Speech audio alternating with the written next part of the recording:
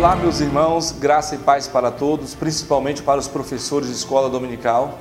Nós temos mais uma lição da revista Betel, que é a lição 9. O título é Abraçando o Modelo Disciplinar de Jesus. Disciplina é um termo, uma palavra das mais difíceis de serem entendidas ou absorvidas na vida da pessoa.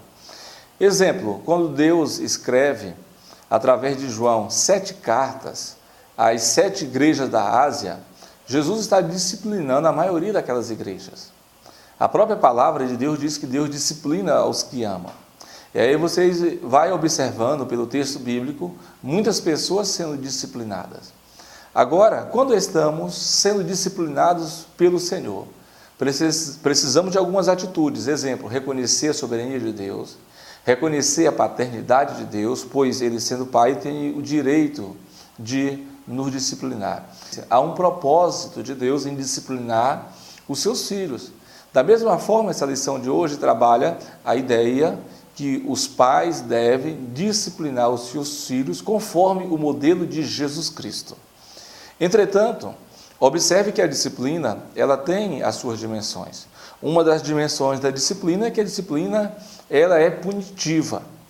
Então, o pecador que peca por pecar, peca conscientemente, chega um momento que Deus o disciplina, Deus o corrige. Como diz na linguagem pentecostal, Deus trata com ele. Isso é passível. Um outro aspecto da disciplina, além dela ser punitiva, Deus está punindo, transmite até a ideia de Deus estar querendo atrair a pessoa. E para isso, Deus vai punir através da disciplina. Um outro aspecto é que, além de ser punitiva, a disciplina, ela é pedagógica. Quando somos disciplinados por Deus, nós temos que ter na nossa mente a seguinte pergunta: por que Deus está nos disciplinando? Uma outra pergunta que deve se fazer quando estamos em fase ou em estágio, em ciclo de disciplina do Senhor, é esta: para que essa disciplina? Então, a disciplina de Deus, nesse segundo momento, numa segunda dimensão, ela é pedagógica. Deus irá ensinar-nos, ou ensinar-lhes alguma ou muitas coisas, ou muitos aspectos da vida cristã por meio da disciplina. Os insensatos, os débeis e os nécios, eles não atentam para a disciplina do Senhor. Existem pessoas que sofrem, estão sofrendo e cada vez mais poderão sofrer porque não conseguem compreender a dimensão da disciplina. Outra dimensão é que a disciplina, além de ser punitiva, além de ser pedagógica, a disciplina é preventiva. Deus nos disciplina, nos admoesta, nos exorta para nos prevenir do mal. Deus nos disciplina para nos livrar do perigo. Deus nos disciplina para nos atrair, para nos colocarmos mais junto dele e aumentar o nosso grau de intimidade no relacionamento com ele. O tema dessa lição é abraçando o modelo disciplinar de Jesus. Eis aí o modelo por excelência do Novo Testamento, que é o modelo de Jesus.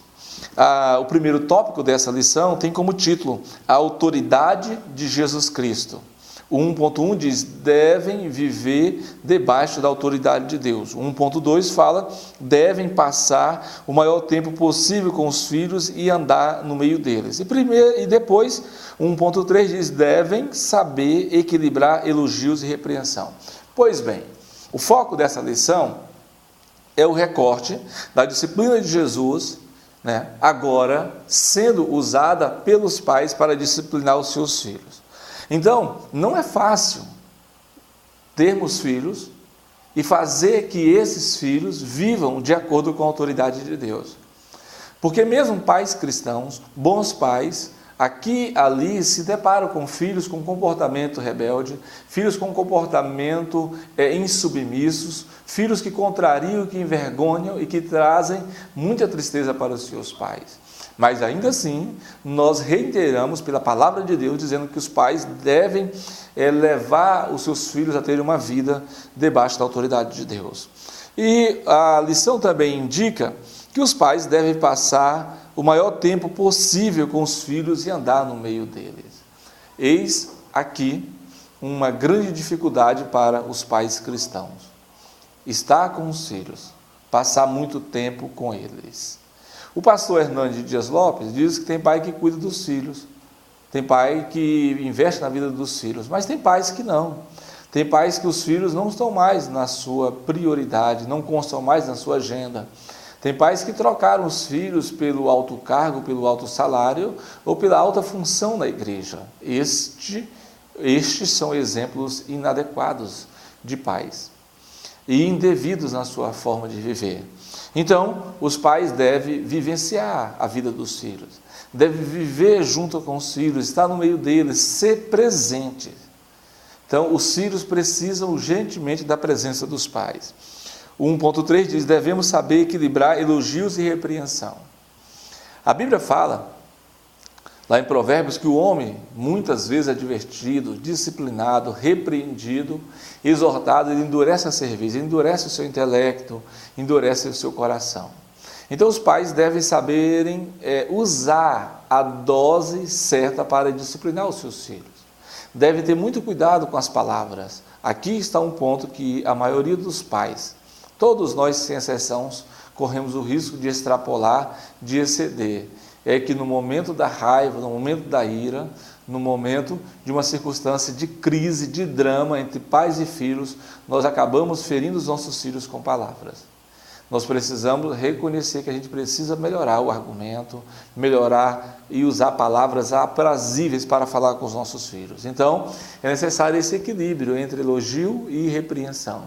A gente precisa elogiar, precisa reconhecer, observar e falar aos nossos filhos os pontos positivos, as características, o lado relevante dos nossos filhos.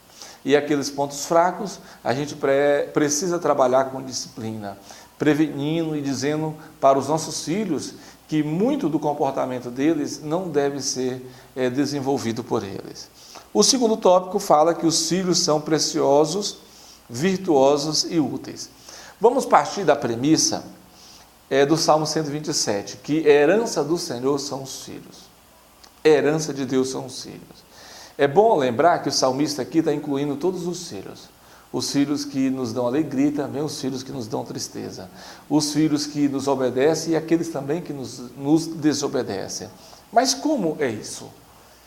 Deus nos dá filhos, e esses filhos, eles precisam ter um aprendizado conosco, mas nós também vamos aprendendo a cada dia.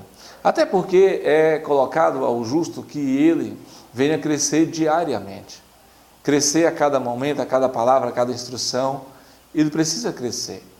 A nossa vereda, como já dizia o grande sábio, a nossa vereda é como a luz da aurora, vai brilhando, brilhando até ser dia perfeito. Então nós estamos em franco aprendizado, somos eternos aprendizes. E quem imagina que já aprendeu tudo, é porque ainda não trilhou no caminho da humildade. A lição diz que nossos filhos são capazes de suportar a correção. Nós, pais, não devemos desviar a correção de nossos filhos com receio de que eles não suportem, ou que deixe o lar paternal, a casa dos seus pais, por conta da repreensão. Não. A disciplina, se for na dose certa, a correção, se for de acordo com a Bíblia, da maneira de Deus, vai fortalecer os nossos filhos. Até porque nós não concordamos com muito da psicologia moderna. A psicologia moderna diz que nós não podemos, de forma nenhuma, trabalhar de forma disciplinar com os nossos filhos. Em que instância, ou que circunstância, ou que aspectos? No aspecto de que nós não podemos corrigir o nosso filho. Isso contraria o ensino bíblico. A Bíblia é enfática, categórica, que diz que os pais devem cuidar dos filhos, amar os filhos e também disciplinar os filhos. Você fica com a psicologia moderna ou com os parâmetros da Bíblia? Vejam bem, a ideia de disciplinar os filhos não é a ideia de violentar. A ideia de disciplinar os filhos não é a ideia de usar desmedidamente, exageradamente a força. A gente sabe que tem pais por aí, tem pais que de modo geral estão espancando os filhos. Disciplina é você chamar, é você conversar, é você corrigir verbalmente, é você deixar o filho consciente que errou e que precisa melhorar a sua conduta de filho. Então, a gente precisa ter zelo contra essas coisas. Aqui a lição diz que precisamos submetê-los com zelo e amor a métodos disciplinares adequados a cada um, para libertá-lo de suas fraquezas e imperfeições. Por que nós temos problemas? Por que nós somos pessoas frágeis, desequilibradas? Por que nós não melhoramos como pessoa, mesmo carregando o nome de cristão e o título de nova criatura? Por quê? Nós recebemos a herança dos nossos pais, daqueles pais que nos protegeram demais, e isso tem gerado e refletido comportamento de filhos que, por serem criados com pais superprotetores, se tornaram adultos frágeis. Aqueles filhos que foram mimados demais se tornaram adultos egoístas, só pensam em si. Então, a educação ela deve ser lá na fonte. O 2.2 diz que precisamos destacar as virtudes dos membros de nossa família.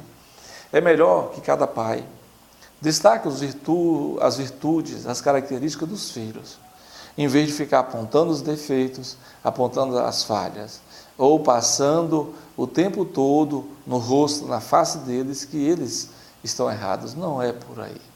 Você não vai convencer o seu filho do erro apenas mostrando o erro, mas pelo contrário, você vai convencê-los que eles erram, mostrando o aspecto ético da palavra de Deus. O terceiro e último tópico, ou seja, o 2.3 do segundo tópico, diz: devemos reconhecer a diferença entre um filho e outro. Eis aí uma questão que os pais erram muito. É os pais utilizarem uma educação desequilibrada, como acontecia na família de Abraão, Isaac e Jacó. Exemplo disso é a criação de filhos pautado no modelo equivocado de Isaac e Rebeca. Tem os dois filhos, Jacó e Esaú. Jacó, basicamente, é o filhinho da mamãe. Esaú é o filhinho da mamãe e o Jacó é o filhinho do papai. Ou seja, essa educação preterista, preterir um em detrimento do outro, isso não pode existir. Nós temos que tratar os filhos de forma igual ou de igual modo. Se deve amá-los na mesma proporção, perdoá-los na mesma proporção, tratar com eles na mesma proporção. Então, não vamos admitir na nossa criação de filhos modelos equivocados. Quando a Bíblia mostra esse modelo equivocado, é para nos alertar, para nos prevenir, nos ensinar que a gente deve pegar modelos mais saudáveis. O terceiro e último tópico fala da influência de Jesus Cristo. E aqui diz que os casais são e devem ser precedentes aos filhos. Depois, no 3.1, os casais são e devem ser exemplo dos filhos. E, finalmente, os casais devem ser referenciais de esperança dos filhos.